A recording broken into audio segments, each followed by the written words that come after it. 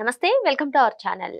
అటు దేశ రాజకీయాలతో పాటు ఇటు రాష్ట్ర రాజకీయాలను కూడా కుదిపేస్తున్నటువంటి అంశం ఏపీ లిక్కర్ స్కామ్. మరి ఈ లిక్కర్ స్కామ్ లో మిథున్ రెడ్డి అరెస్ట్ అవడం, తర్వాత ఆయన బెయిల్ పిటిషన్ పైన నిన్నైతే ఏసీబీ కోర్టులో వాదోపవాదనలు జరిగాయి. మరి ఈ నేపథ్యంలో రాష్ట్ర ప్రభుత్వం తరపు న్యాయవాది వాదనలు వినిపిస్తూ ఈ లిక్కర్ స్కామ్ కి సంబంధించి కింగ్ పిన్ మొత్తం మిథున్ రెడ్డి అని, ఈయనే కీలకమని, ఇప్పుడు కీలక దశలో ఉన్నటువంటి సమయంలో ఆయనకి బెయిల్ ఇవ్వకూడదని చెప్పి వాదించారు. మరోపక్క మిథున్ రెడ్డి తరపున న్యాయవాది వాదనలు వినిపిస్తూ అసలు ఇది ఒక అక్రమ కేసు, కావాలనే ఆయన పైన బురద జల్లుతున్నారంటూ నిన్నైతే వాదనలు జరిగాయి. మొత్తానికి మిథున్ రెడ్డి బెయిల్ అంశం పైన ఈ నెల 29న తీర్పు అయితే రానుంది. తీర్పు రిజర్వ్ చేసి పెట్టారు. మరి మొత్తానికి ఈ కీలక దశలో ఉన్న సమయంలో మిథున్ రెడ్డికి బెయిల్ వచ్చే అవకాశం ఉందా? ఇదే అంశంపైన చర్చించడానికి మనతో పాటుగా ఉన్నారు ప్రముఖ రాజకీయ సామాజిక విశ్లేషకులు అంకమరావు గారు. నమస్తే సార్. నమస్తే.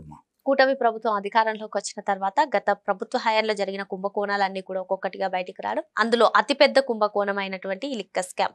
మరి ఇది సిట్ చాలా వేగంగా దర్యాప్తు చేస్తూ వస్తుంది సార్. మరి దాదాపు 12 మంది అరెస్ట్ అయ్యారు. మిథున్ రెడ్డి గారు కూడా అరెస్ట్ అయి ఉన్నారు.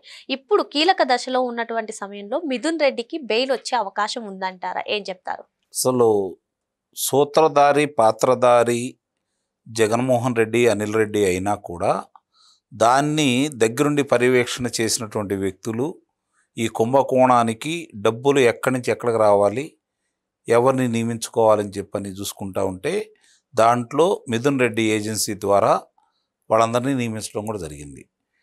ఇప్పుడు ఈ కుంభకోణం బయటకు వచ్చిన కొత్తల్లో మద్యం కుంభకోణం జరిగిందని చెప్పి అందరికీ తెలుసు.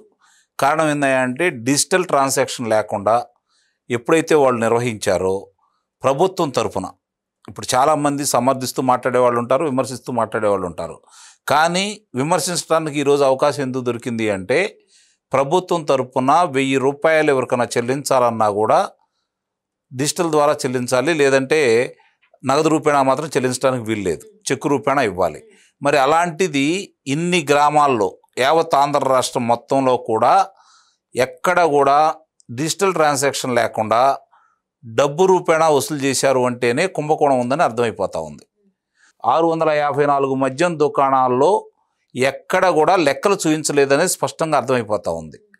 రెండోది, గతంలో ఉన్నటువంటి బ్రాండ్లు ఏదైతే ఉన్నాయో అవి ఇక్కడ కొనసాగించలేదు, కొత్త కొత్త బ్రాండ్లు తీసుకొచ్చారు. అది వాళ్ళకి సంబంధించినటువంటి డిస్టిలరీలే. మామూలుగా చెబుతున్నారు గతంలో ఉన్న డిస్టిలరీకి మేము ఇచ్చామని చెప్పని.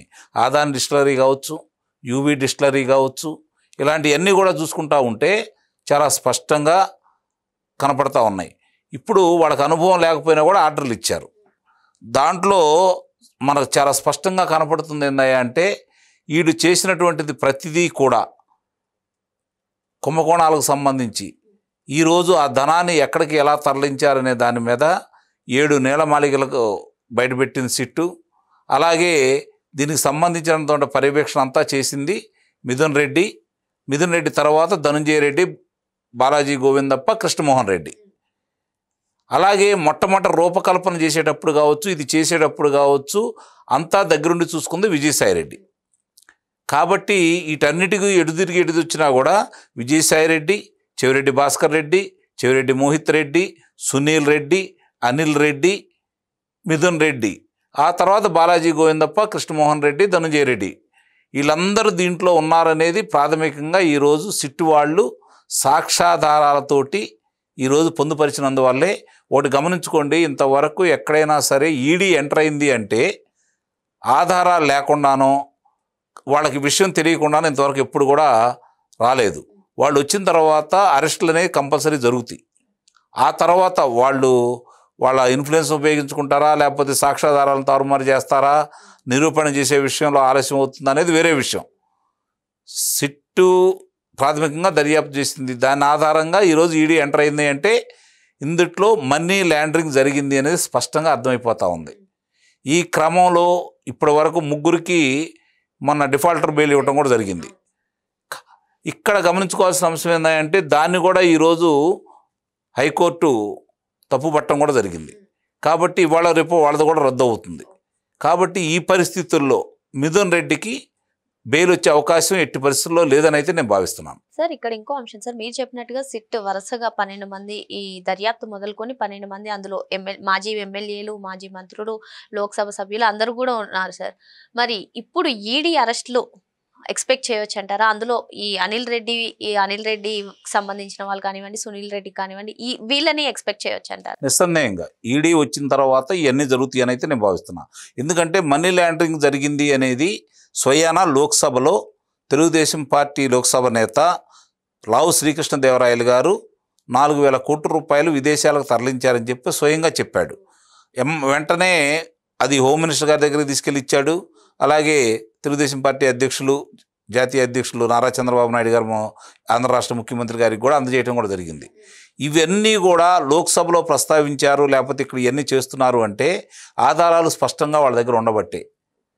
అలాగే ఈరోజు ఈడీ ఎంటర్ అయింది అంటే, ఈడీ సోదాలు నిర్వహించింది అంటే వాళ్ళు ఏమీ లేకుండా ఏదో వేగ్గా ఒక మాట చెప్తే ఈడీకి లెటర్ రాస్తే రాదు.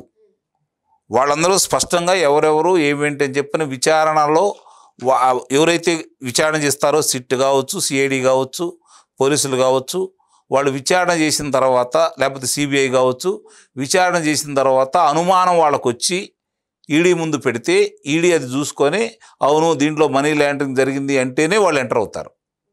కాబట్టి ఇక్కడ మనీ లాండరింగ్ జరిగిందని చెప్పనేది ఈడీకి స్పష్టమైన ఆధారాలు ఉన్నాయి. దాన్ని ఆధారం చేసుకునే వాళ్ళు ఈరోజు కార్యక్రమాలు నిర్వహిస్తున్నారని అయితే నేను భావిస్తున్నాను. దాన్ని దృష్టిలో పెట్టుకొని మొత్తం కింగ్ పిన్ ఎవరైతే ఉన్నారో అతనికి పూర్తి సహాయ సహకారాలు అన్ని విధాలా చేసినటువంటి వ్యక్తి మిథున్ రెడ్డి అనే అభిప్రాయం ఉంది. కాబట్టి ఇప్పుడు వీళ్ళన్నీ సాక్ష్యాధారాలన్నీ వాళ్ళ ముందు పెడుతున్నారు. కాబట్టి న్యాయస్థానం 199% అతనికి బెయిల్ ఇవ్వదు అని చెప్పి నేను స్పష్టంగా చెప్పగలను. మరి ఈ కుంభకోణానికి సంబంధించి కింగ్ పిన్ లా వ్యవహరించారని మిథున్ రెడ్డి మరి కీలక దశలో ఉన్నటువంటి సమయంలో ఇప్పుడు న్యాయస్థానం ఆయనకి బెయిల్ ఇచ్చే అవకాశాలు చాలా తక్కువగా ఉన్నాయని చెప్పి సార్ చెప్తున్నారు. మరో అంశంతో మళ్ళీ కలుద్దాం. Thank you sir.